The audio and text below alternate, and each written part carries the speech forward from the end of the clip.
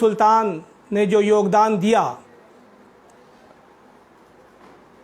अब उसमें हमारे लिए क्या सबक है, हमारे देश के युवकों के लिए उसमें क्या सबक है, क्या हम प्रेरणा ले सकेंगे उससे, इस पर कुछ विचार मुझे आपके समक्ष रखने हैं। जब तक कुछ लोग जमा हो जाएं और आ जाएं लाइव टेलीकास्ट देखने के लिए, तब तक एक मर्तबा आपने कई मर्तबा तो सुना होगा, फिर भी टीपू सुल्तान की थोड़ी सी बायोग्राफी आपके सामने रखता हूँ। जैसे कि टीपू सुल्तान का पूरा नाम फ़तेह अली टीपू था, नवाब टीपू सुल्तान बहादुर के नाम से आपको जाना जाता है। आपके पिताजी का नाम हैदर अली। टीपू सुल्तान भी बहादुर, जुर्रतमंद, हौसलामंद, और आपके पिताजी, आपके वालिद हैदर अली भी बहुत बहादुर, बहुत हौसलामंद। फिर सोचिए कि टीपू सुल्तान जैसी शख्सियत, जैसी पर्सनालिटी, जिस माँ के गोद में पलकर परवरिश पाकर बड़ी हुई, वो माँ कितनी महान होगी। आपकी माँ का नाम था फातिमा फ़ख्रुन निसा।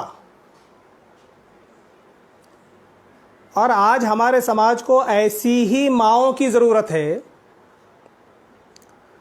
जो अपनी गोद में संघर्ष करने वाले लोग निर्माण करें, पैदा करें। ऐसे बच्चों की परवरिश करें जो टीपू सुल्तान जैसे बहादुर हों, जुर्रतमंद हों। ऐसी माँओं की भी आज हमको ज़रूरत है। टीपू सुल्तान का मज़हब इस्लाम था। आपकी पैदाइश 20 नवंबर 1750 को हुई कर्नाटक में, बेंगलोर में। आपका जो शासन काल था टीपू सुल्तान का, वो 29 दिसंबर 1782 से लेकर 4 मई 1799 तक, यानी जब आप राजा बने या जनता के सेवक बने, तब से लेके आपके देहांत यानी इंतकाल तक केवल 16 से 17 साल शासन करने का मौका, अवसर टीपू सुल्तान रहमतुल्लाह अलैह को मिला है। सिर्फ 16-17 साल के शासन कार्यकाल में क्या क्रांतिकारी काम टीपू सुल्तान ने किए हैं। अगर आज का युवा हमारा उसका पूरी गहराई के साथ अध्ययन करे तो बहुत सारी प्रेरणा आज के युवा को मिल सकती है। केवल 16-17 साल, सोचिए आप। अच्छा, जब देहांत हुआ टीपू सुल्तान रहमतुल्लाह अलैह का, उस वक्त आपकी आयु केवल 48 साल, 48 ईयर्स, 48 साल।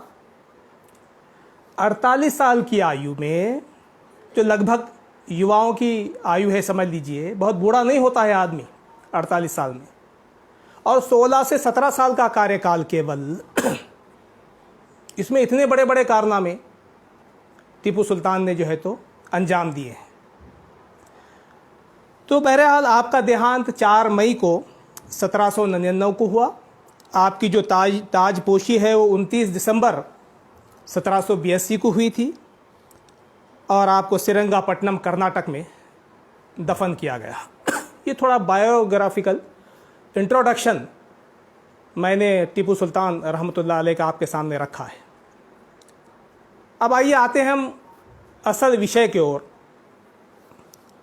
आज हम बात करेंगे टीपू सुल्तान रहमतुल्लाह अलैह की विशेषताओं की, उनके गुणों की, उनके अंदर जो खुसूसियात पाई जाती थीं उन खुसूसियात की, और उसमें हमारे लिए क्या सबक है, आज के युवाओं के लिए क्या सबक है। वो युवा चाहे किसी भी धर्म के मानने वाले हों, किसी भी समुदाय से उनका संबंध हो, चाहे महाराष्ट्र के हों या पूरे मुल्क के या फिर पूरी दुनिया के। हम युवाओं के लिए, आप युवाओं के लिए इसमें क्या प्रेरणा है, क्या सबक है टीपू सुल्तान की उन विशेषताओं के माध्यम से, गुणों के माध्यम से, ये भी हम देखते चलेंगे। असल में ये बात जो मैं आपके सामने रखने चाह रहा हूँ, उसका कारण ये है कि हम बहुत सारे लोगों को अपना आदर्श मानते हैं। शिवाजी महाराज को आदर्श मानते हैं, डॉक्टर बाबा साहब अम्बेडकर को लोग आदर्श मानते हैं, महात्मा फुले को आदर्श मानते हैं, टीपू सुल्तान को आदर्श मानते हैं। बहुत सारे लोग उनकी जयंतियां मनाते हैं, उनका जन्म दिवस मनाते हैं। अब ज़रा सोचने की बात यह है कि क्या केवल किसी को आदर्श मान लेना काफ़ी है? क्या किसी को केवल अपना महापुरुष मान लेना और उसकी जयंती मना लेना या उसके नाम से कुछ अच्छे कार्य कर देना काफ़ी है? उन विशेषताओं का, उन गुणों का क्या होगा जो उन महापुरुषों में थे और हम में नहीं है? वो विशेषताएं जो शिवाजी महाराज में थीं, वो गुण, वो खुसूसियात, वो हमारे युवकों में क्यों नहीं है? वो विशेषताएं जो टीपू सुल्तान में हैं, उन विशेषताओं को, उन गुणों और खुसूसियात को हमारा नौजवान कब स्वीकार करेगा, कब उनको अपनाएगा?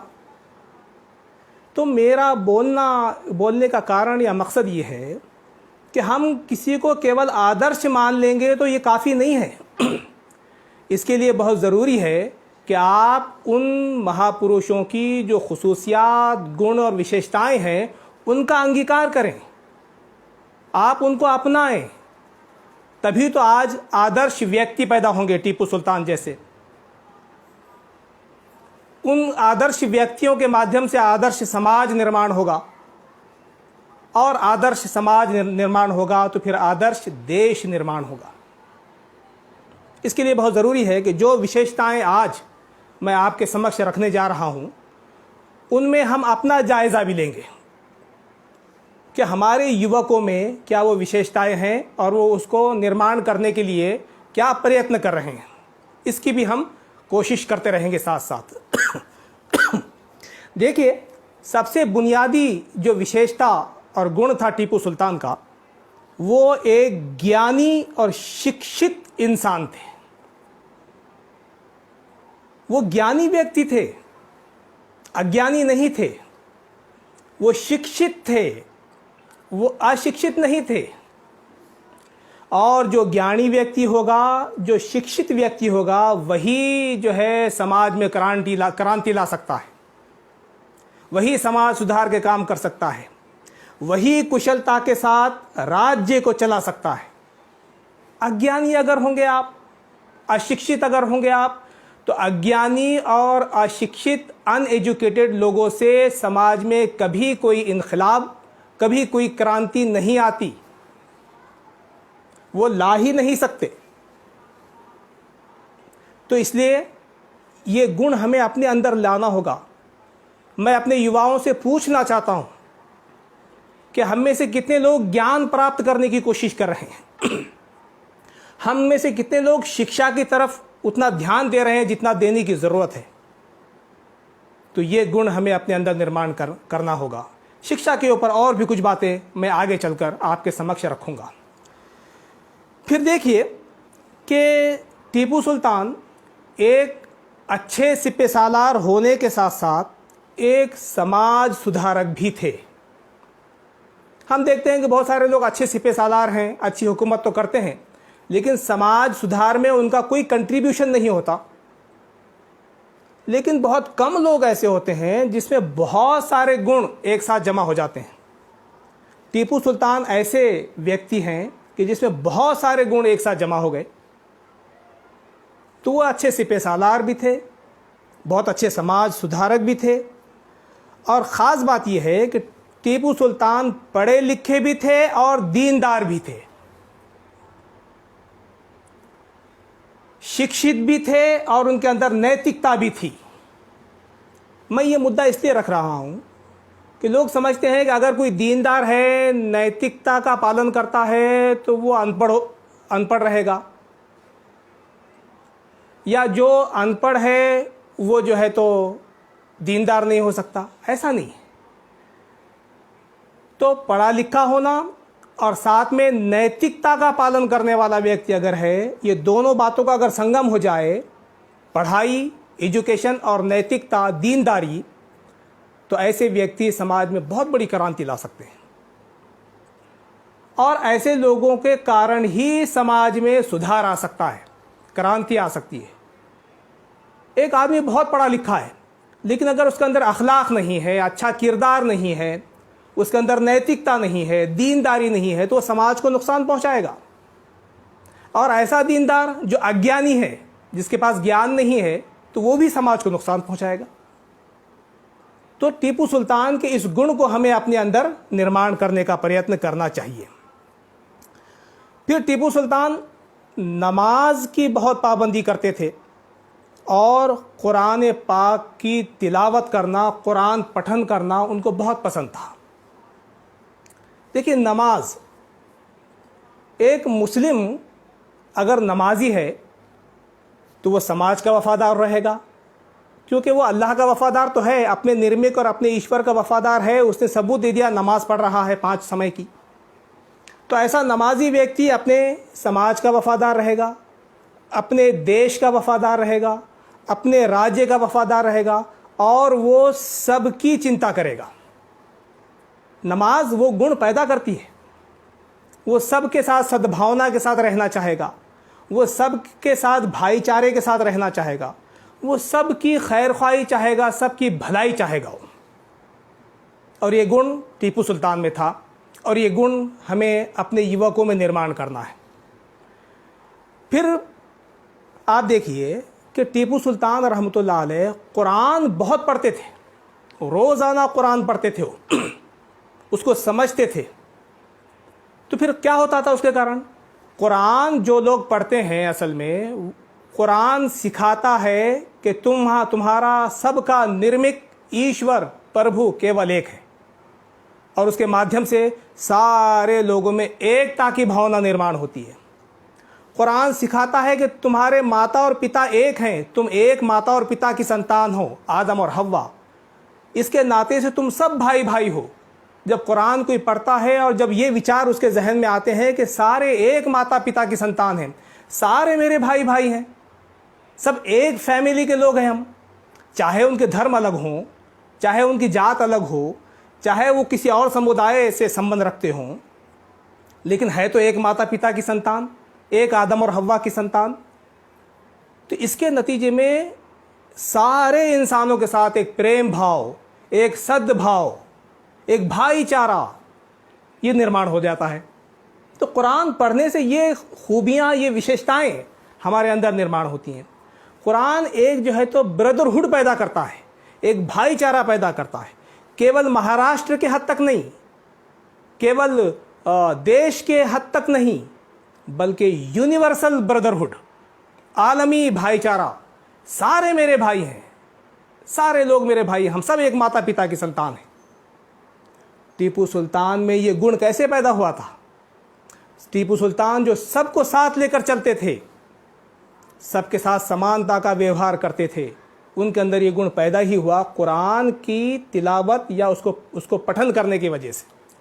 तो हमारे युवकों को भी आज के नमाज की पाबंदी करनी होगी, कुरान पढ़ना होगा, ताकि ये विशेषताएं हमारे अंदर भी निर्माण हों। फिर इसके साथ साथ देखिए आप, टीपू सुल्तान ने अपने राज्य में अपने अवाम की अखलाकी और समाजी खराबियों को दूर किया।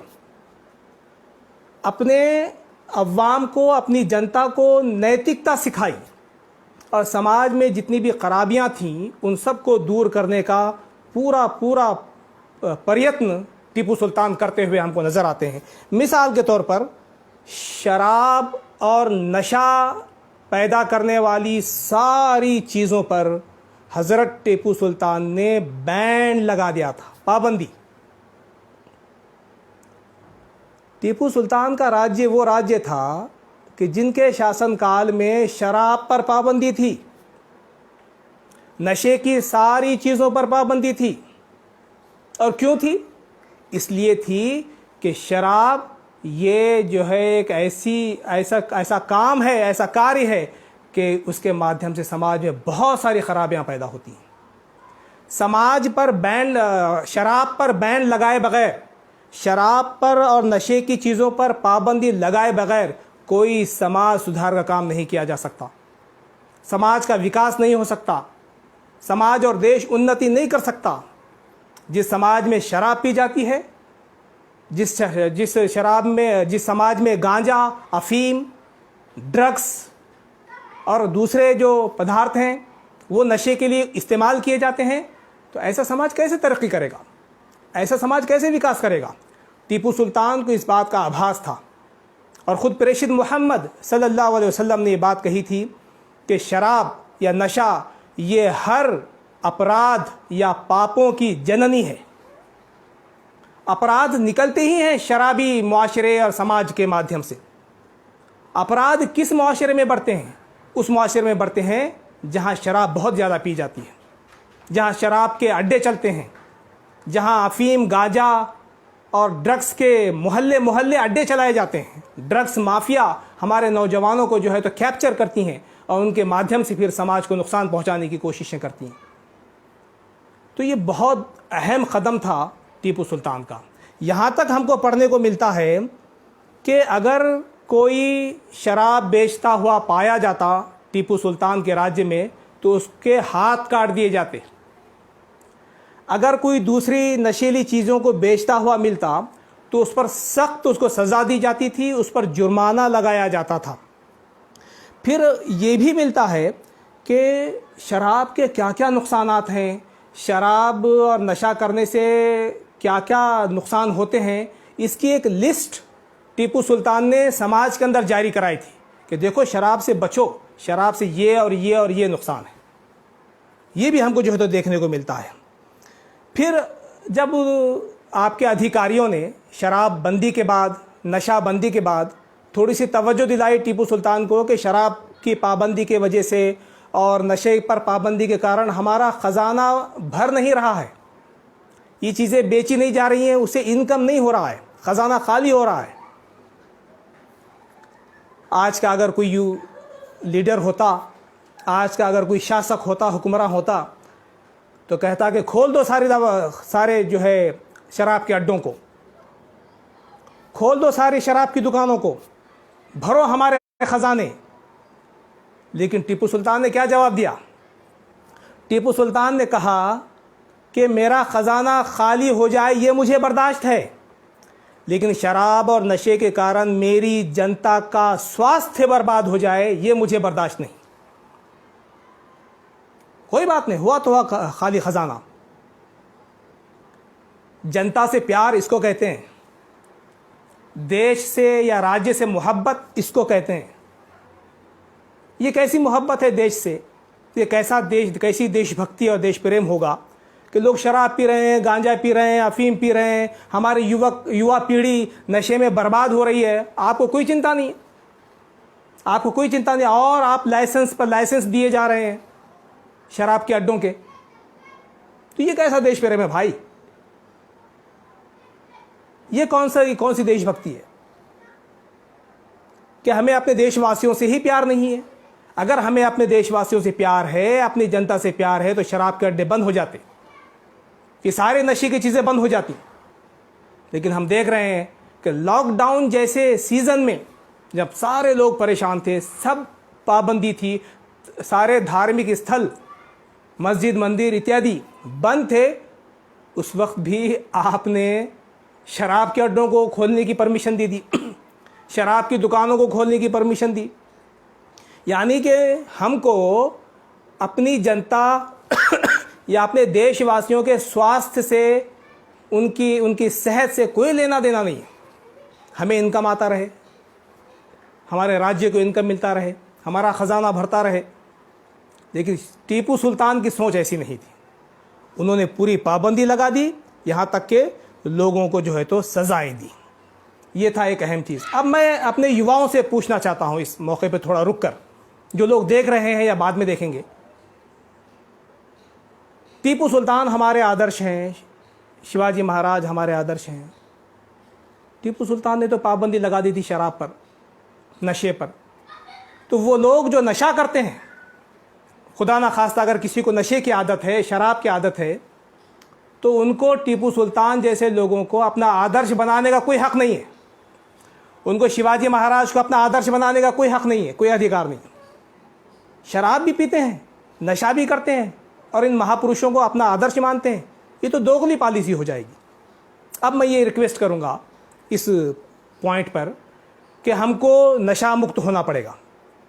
युवाओं को आप यहाँ पर इरादा करें, आज़्म करें, संकल्प लें एक कि मैं नशा नहीं करूँगा, मैं किसी भी तरह का नशा नहीं करूँगा और मैं अपनी फैमिली में किसी को नशा करने नहीं दूंगा, मैं अपनी दोस्त कंपनी में किसी को नशा करने नहीं दूंगा। अगर किसी को ये बुरी आदत है तो मैं उसकी आदत को छुड़ाऊंगा।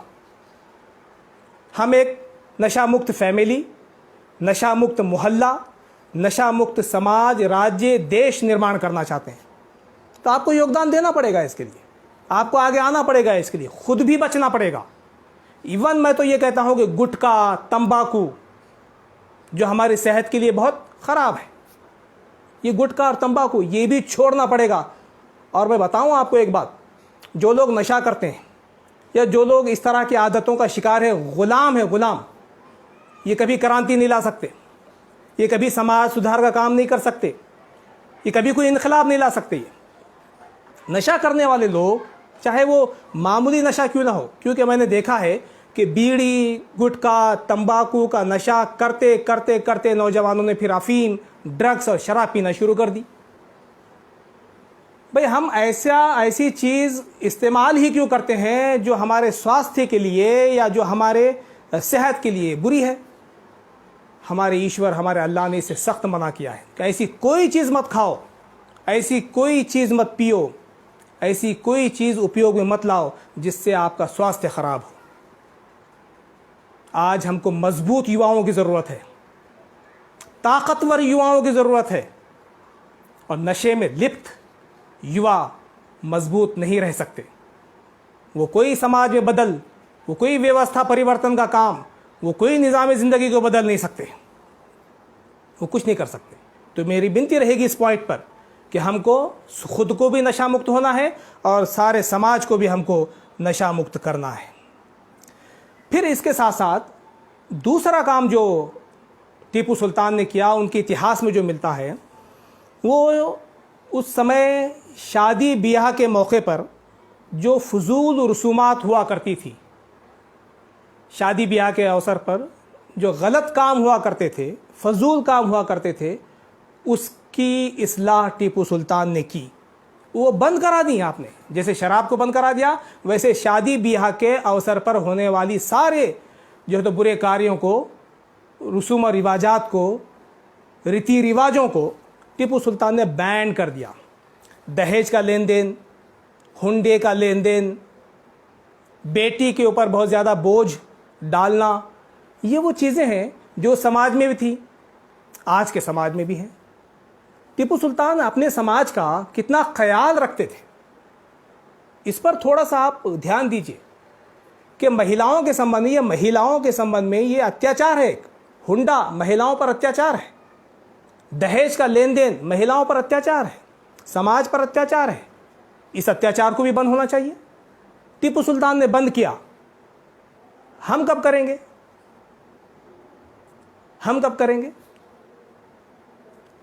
ये शादियों में दहेज का लेन देन, ये शादियों में हुंडों का लेन देन, बेटी वालों पर बोझ बना देना उनको, ये कब बंद करेंगे? हम कब सीधी सादी शादियां करेंगे? हम सारे युवा, मुस्लिम हो, हिंदू हो, सिख हो, ईसाई हो, किसी भी जात धर्म के मानने वाले हो, SC ST OBC हो, सब कब ऐसा समय आएगा कि हम जाएंगे और केवल दुल्हन को साथ लाएंगे शादी करके? दुल्हन के साथ हम ना दहेज लेंगे, ना हुंडा लेंगे, ना कुछ लेंगे। फिर क्यों मानेंगे हम, मुझे बताइए। फिर टीपू सुल्तान को आदर्श मानने की फिर क्या कारण है? फिर अगर आप आदर्श मानते हैं टीपू सुल्तान को, तो फिर छोड़िए हुंडा लेना, छोड़िए दहेज लेना, सीधी सादी शादियां कीजिए अपनी। तो मैं युवाओं से कहता हूं कि आप संकल्प लीजिए आज कि हम सादगी से शादी करेंगे, अपने पैसों पर, अपने माल पर, अपनी दुल्हन को ऐश कराएंगे। ऐसा नहीं होना चाहिए कि दुल्हन के माल पर हम ऐश कर रहे हैं। मर्द हैं हम, युवा मर्द होते हैं, मर्दों पर यह जिम्मेदारी है कि वो अपनी बीवी, अपनी पत्नी, अपनी दुल्हन को अपने माल पर ऐश कराए, मज़े कराए। ये दहेज लेकर, हुंडा लेकर हम खुद एक मर्द होकर एक औरत के माल पर ऐश करते हैं, एक औरत के माल के मज़े लूटते हैं, वो दहेज का मज़ा लूटते हैं, वो सामान जो आता है उसका मज़ा लूटते हैं।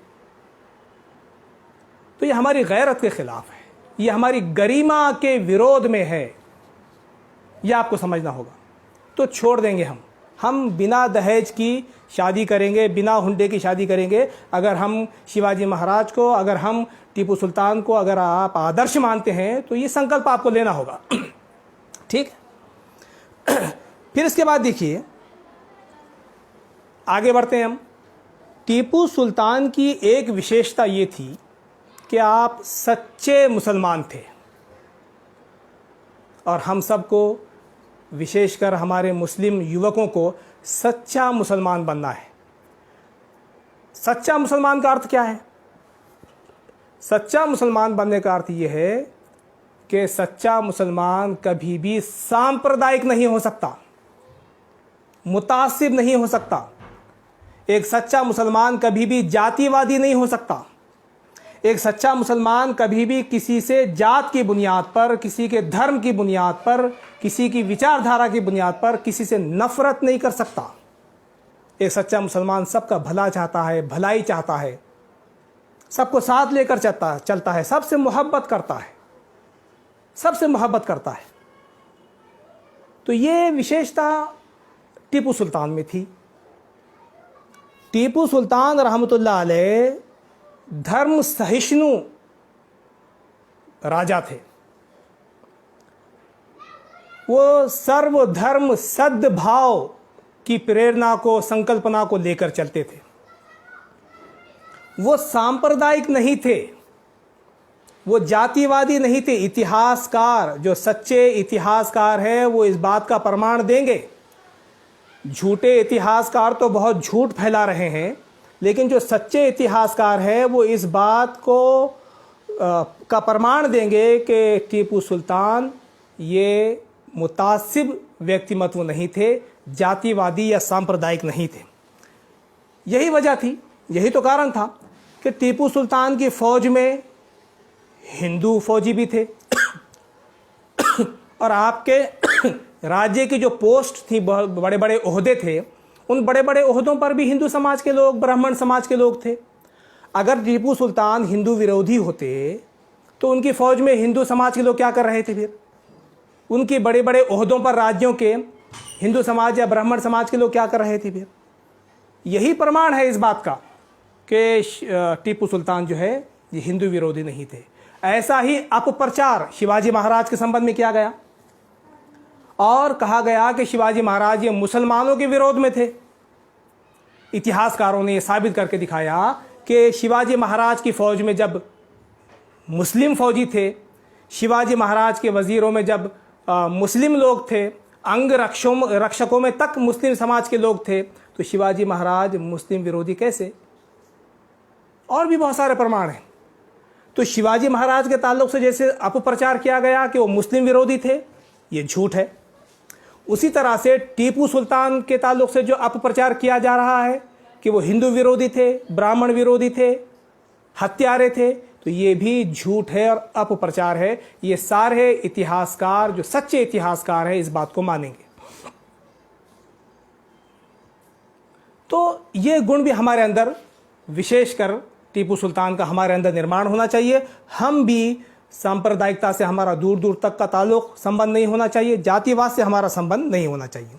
देखिए, अगर आप जो है आज भी जाकर मैसूर के गज़िट का अध्ययन करेंगे तो आपको मिलेगा कि 156 मंदिर की लिस्ट है कि जिसमें अपने शासनकाल में एक शासनकर्ता की हैसियत से टीपू सुल्तान ने उन मंदिरों को डोनेशन दिया, उनको देनगियां दी। 156 आज भी है ना भाई, आप जाकर देख सकते हैं, जो आप प्रचार कर रहे हैं लोग, वो जाकर देखिए, वहाँ मिल जाएगा आपको। आज भी जहाँ टीपू सुल्तान का महल है, आसपास में कई मंदिर मिलेंगे, वो ज़माने के, उस पीरियड के कई मंदिर आपको मिलेंगे। वो मंदिर कैसे बाकी रह गए अगर जो लोग आप प्रचार करते हैं कि मंदिरों को तोड़ा वगैरह वगैरह?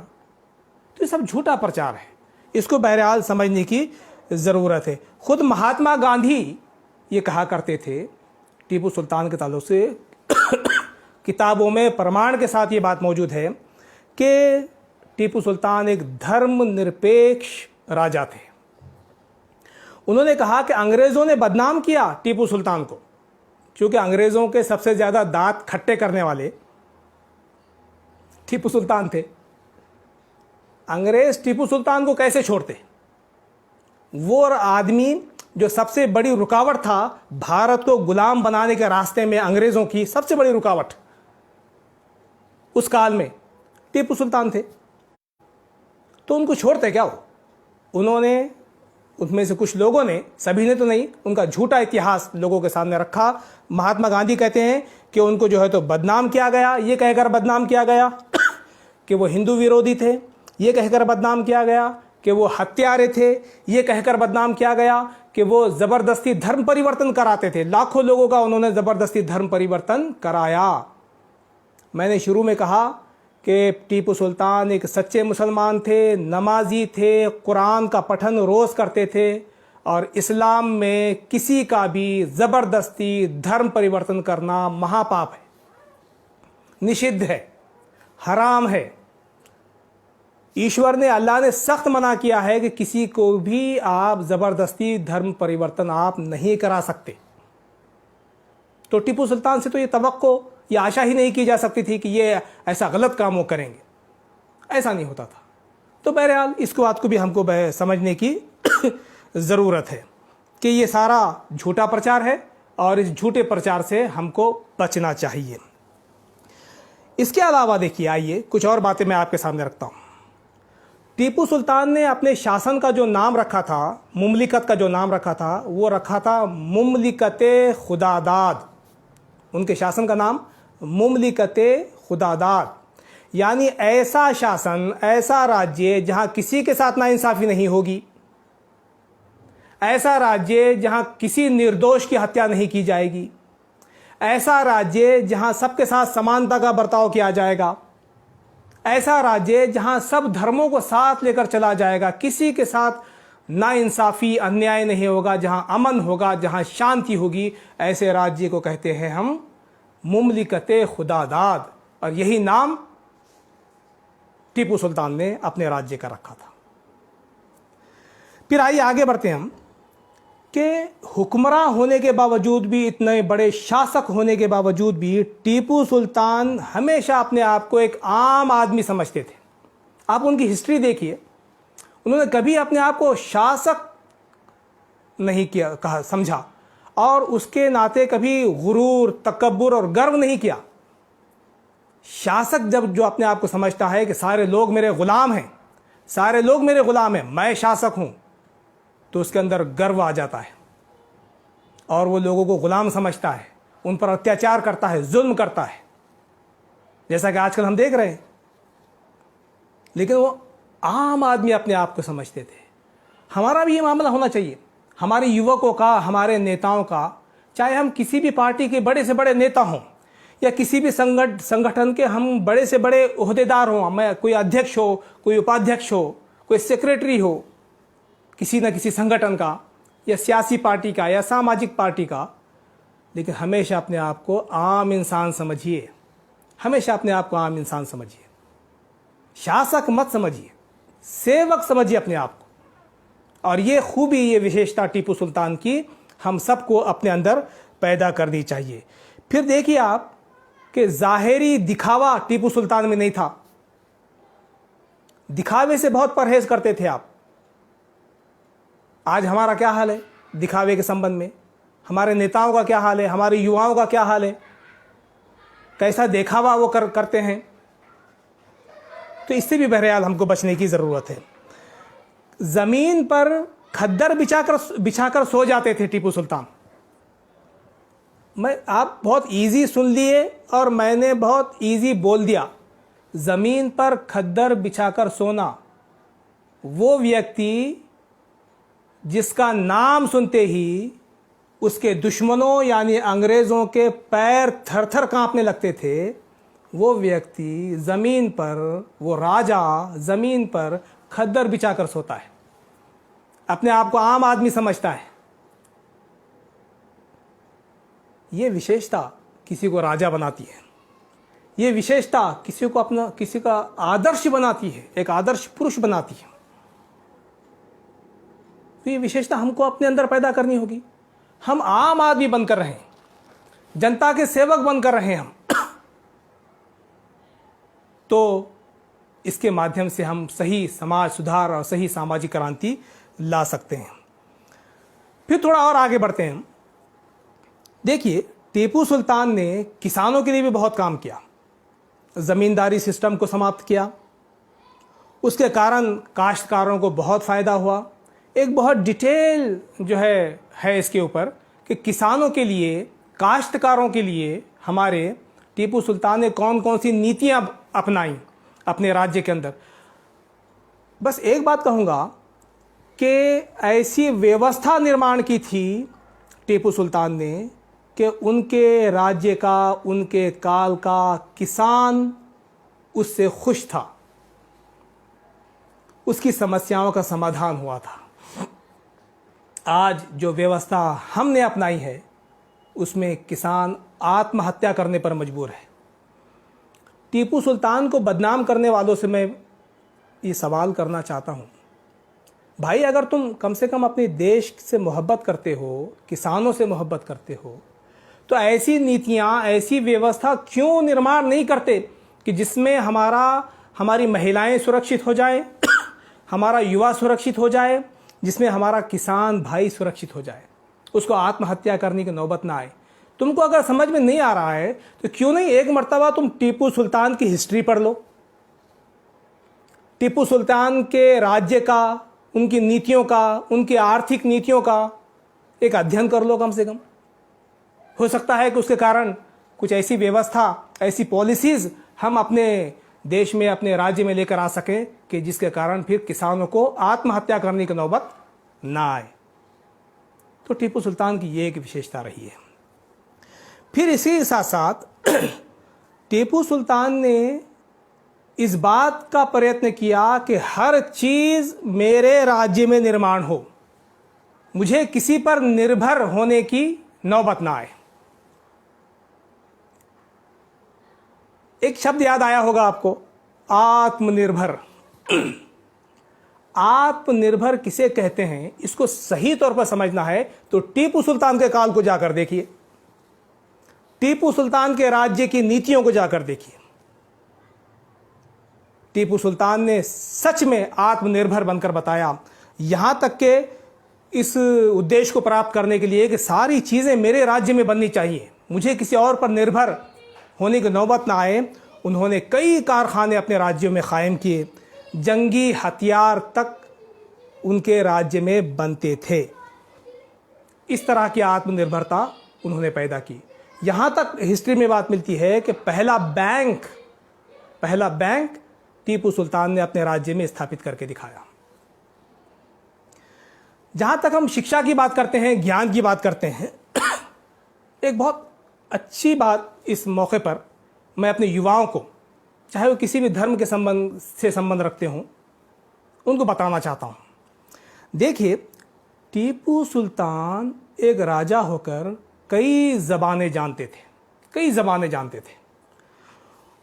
तारीख़ में आता है कि उनको अरबी आती थी, उनको फ़ारसी आती थी, उर्दू तो आती ही थी, फ्रांसीसी, अंग्रेज़ी समेत और कई भाषाओं का ज्ञान टीपू सुल्तान को था। अब मैं अपने आप से सवाल करता हूं, आप अपने आप का जायज़ा लीजिए, हमें कितनी भाषाओं का ज्ञान है? हमारे टीपू सुल्तान हमारे आदर्श हैं, तो उनके आदर्श का फ़ायदा हमको ये होना चाहिए कि हम भी विविध भाषाओं को सीखें, हम भी ज्ञान प्राप्त करें, हम भी एजुकेट हों, अनपढ़ ना रहें, अज्ञानी ना रहें, हमारे घर का कोई बच्चा अज्ञानी ना रहे, अनएजुकेटेड ना रहे। ये तो आदर्श हमको लेना पड़ेगा। कई ज़बानें जानते थे टीपू सुल्तान। फिर इसी के साथ साथ देखिए, पढ़ने का बहुत शौक था टीपू सुल्तान को।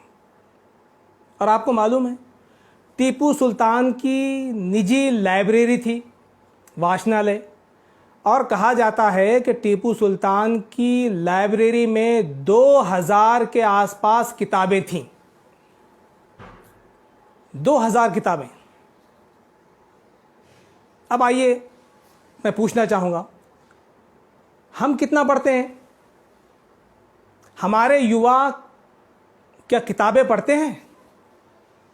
जो भी वैल्यूएबल किताबें हैं, बुक्स हैं, जो भी अहम किताबें हैं, जो सामाजिक क्रांति में आपके लिए योगदान साबित हो सकती हैं, क्या हम किताबें पढ़ते हैं? हम में से कितने के घरों में लाइब्रेरी है? हम में से कितनों के घरों में किताबें हैं लाइब्रेरी में सेट की हुई? बताइए मुझे आप। तो किसी को केवल आदर्श मानने से नहीं चलेगा, हमें साथ साथ में उन विशेषताओं और गुणों को भी अंगीकार करना पड़ेगा। टीपू सुल्तान पढ़ते थे, हमको पढ़ना चाहिए, रोज़ पढ़ना चाहिए। हमको कोई ना कोई अच्छी किताब हमारे पढ़ने में होनी चाहिए, मुताले में होनी चाहिए। उनकी लाइब्रेरी थी, 2000 के आसपास किताबें थीं, हमारी भी लाइब्रेरी होनी चाहिए, हमारे पास भी किताबें होनी चाहिए, अच्छी अच्छी किताबें। तो इस बात का भी मैं युवकों से आह्वान करूंगा कि वो अपनी एक लाइब्रेरी जो है तो इस सिलसिले में ज़रूर बनाएं। फिर इसी के साथ साथ टीपू सुल्तान को साइंस और वैज्ञानिक दृष्टिकोण से बहुत मोहब्बत थी। वैज्ञानिक दृष्टिकोण आज के ज़माने में बहुत ज़रूरी है, कल भी बहुत ज़रूरी था, हमेशा बहुत ज़रूरी रहा है वैज्ञानिक दृष्टिकोण। और टीपू सुल्तान का दृष्टिकोण वैज्ञानिक था। साइंस से, विज्ञान से आपको बहुत मोहब्बत थी। और जिस व्यक्ति का, जिस राजा का दृष्टिकोण वैज्ञानिक हो जाता है, फिर अंधश्रद्धा उसके पास नहीं आती। अंधश्रद्धा जो है तो समाप्त हो जाती। तो हमें भी वैज्ञानिक दृष्टिकोण को स्वीकार करना चाहिए। देखिए उसी के कारण हम देखते हैं, उसी दृष्टिकोण के कारण, वैज्ञानिक दृष्टिकोण के कारण टीपू सुल्तान मिसाइल मैन बन गए। उन्होंने रॉकेट लॉन्चर का आविष्कार किया। इतनी बड़ी उपलब्धि पूरी दुनिया की टीपू सुल्तान के माध्यम से पूरी दुनिया को मिली। Missile, rocket launcher. अगर किसी का वैज्ञानिक दृष्टिकोण अगर ना हो, वो व्यक्ति अगर एजुकेटेड ना हो, तो मैंने पहले ही कहा वो कोई क्रांति नहीं ला सकता, वो समाज में कोई परिवर्तन नहीं ला सकता। टीपू सुल्तान की विशेषता थी कि जिसके कारण उन्होंने उस ज़माने में भी पहली मर्तबा जंगों में मिसाइल का इस्तेमाल किया, रॉकेट का इस्तेमाल किया। सारी दुनिया हैरान और परेशान, अंग्रेज़ उठाकर लेकर गए, उस पर रिसर्च किया। सारी दुनिया में अगर आज मिसाइल है अगर, तो उसका श्रेय जाता है टीपू सुल्तान को। खुद डॉक्टर एपीजे अब्दुल कलाम साहब बड़े प्रेरित थे टीपू सुल्तान से। उन्होंने वहाँ बाहर की दुनिया में जाकर देखा टीपू सुल्तान की क्या अहमियत है अंग्रेज़ों के पास। हमारे लोग तो बदनाम कर रहे हैं, उनको, टीपू सुल्तान को, लेकिन वहाँ उनकी अहमियत है। बताया गया, समझाया गया, देखा गया कि टीपू सुल्तान ने मिसाइलों का आविष्कार किया वैज्ञानिक दृष्टिकोण के माध्यम से, और सारे लोगों के लिए आदर्श बने। आज वो दुनिया, डॉक्टर एपीजे अब्दुल कलाम ने भी कहा इस बात को कि मैंने प्रेरणा ली है टीपू सुल्तान से। और जितने भी आविष्कार आज हो रहे हैं मिसाइल के माध्यम से उस क्षेत्र के अंदर, उसका सारा श्रेय आज जाता है हज़रत टीपू सुल्तान रहमतुल्लाह अलैह को। और ये गुण, ये विशेषता, वैज्ञानिक दृष्टिकोण, एजुकेशन के बगैर किसी भी युवक को प्राप्त नहीं हो सकती। तो सारे युवकों को इस बात का भी बहरहाल प्रयत्न करना चाहिए कि तालीम बहुत ज़रूरी है, एजुकेशन बहुत ज़रूरी है, और एजुकेशन वो जो इंसान को इंसान बनाए, इंसान को इंसान बनाए, नैतिकता सिखाए, उसके अंदर अच्छे अखलाक और किरदार पैदा करे। और ये कब होता? जब एजुकेशन और दीनदारी या एजुकेशन वैज्ञानिक दृष्टिकोण और नैतिकता, ये दोनों का अगर संगम हो तो एक अच्छे इंसान समाज में पैदा होते हैं। वैसे एजुकेशनल इंस्टीट्यूशन से अच्छे इंसान समाज को मिलते हैं, मानवतावादी विचारधारा के लोग समाज को मिलते हैं। लेकिन अगर नैतिकता ना हो तो फिर केवल एजुकेशन हो और उसके साथ नैतिकता का जोड़ ना हो तो फिर समाज को इंजीनियरों के नाम पर जानवर मिलते हैं, डॉक्टरों के नाम पर जानवर मिलते हैं जो लोगों को लूटते हैं, काटते हैं। एक आदर्श इंसान नहीं मिल पाते फिर। तो अगर हमें एक डॉक्टर के साथ साथ एक अच्छे इंसान की भी ज़रूरत है, एक इंजीनियर के साथ साथ एक टीचर के साथ साथ समाज को एक अच्छे इंसान की भी ज़रूरत है, तो एजुकेशन भी मस्ट है, ज़रूरी है, और उसी के साथ साथ नैतिकता, अखलाक, किरदार, ये भी बहुत ज़रूरी है। तो ये सारी खूबियाँ हमको टीपू सुल्तान में देखने को मिलती हैं। तो इन विशेषताओं को हमें अपने अंदर भी निर्माण करना चाहिए। बहरहाल समय अच्छा खासा हो रहा है, काफ़ी समय जो है तो हो चुका है। मैं अपनी बात को समाप्त करने की यहाँ पर कोशिश करता हूँ। अल्लामा इकबाल रहमतुल्लाह अलैह बहुत मशहूर शायर गुज़रे हैं। उनको टीपू सुल्तान से बहुत मोहब्बत थी। 1929 में अल्लामा इकबाल रहमतुल्लाह अलैह शहीद टीपू सुल्तान की मज़ार पर गए और वहाँ कम से कम 3 घंटे बैठे रहे अल्लामा इकबाल। और जब बाहर निकले तो जज्बात से आपकी आंखों से आंसू बह रहे थे, आपकी आंखें लाल थी। और बाहर निकलकर अल्लामा इकबाल ने हज़रत टीपू सुल्तान के बारे में कहा।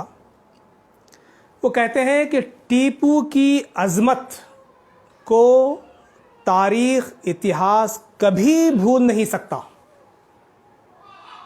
टीपू की अज़मत को, उनकी बड़ाई को इतिहास कभी भूल नहीं सकता। उन्होंने मज़हब, मिल्लत और आज़ादी के लिए आखिरी दम तक वो लड़े और उसके लिए, इसी उद्देश्य के लिए उन्होंने इस रास्ते में शहादत पाई। उन्होंने अपने देश के लिए, अपने समाज के लिए, अपने लोगों को ग़ुलामी से बचाने के लिए शहीद हो गए, लेकिन झुकना गवारा नहीं किया, झुकना गवारा नहीं किया। यूं ही नहीं निकलता है किसी की ज़बान से कि गीदड़ की 100 साल की ज़िंदगी से शेर की एक दिन की ज़िंदगी बहुत ज़्यादा है, बहुत अहम है, बेहतर है। गीदड़ों को जीने दीजिए वो ज़िंदगी 100 साल। वो गीदड़ वाली ज़िंदगी हमको नहीं चाहिए, हमारे युवाओं को नहीं चाहिए।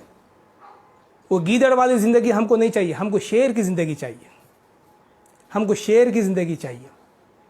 और शेर की ज़िंदगी जीने के लिए इन विशेषताओं को अपने अंदर पैदा करना पड़ता है, जिनकी बात मैंने आज के प्रोग्राम में आपके सामने की है। इन विशेषताओं को अपने अंदर निर्माण किए बगैर आप शेर नहीं बन सकते।